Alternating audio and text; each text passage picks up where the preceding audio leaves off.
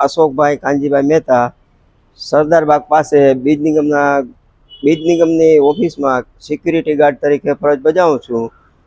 અને બપોરે હું અમારા ગોડાઉન તરફ કામ કરતો હતો, ત્યાં જતો હતો અને બપોરે ફુવારા સાથે બેથી સવા બેની વચ્ચે ફુવારા સાથે એકદમ પાણી ઉડ્યું અને આખા બધામાં પાણી કમ્પાઉન્ડમાં ને બધે પાણી થઈ ગયું છે.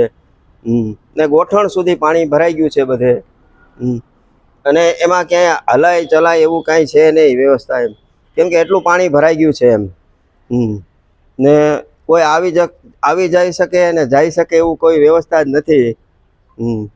એવી રીતે ભરાઈ ગયું છે બધું પાણી.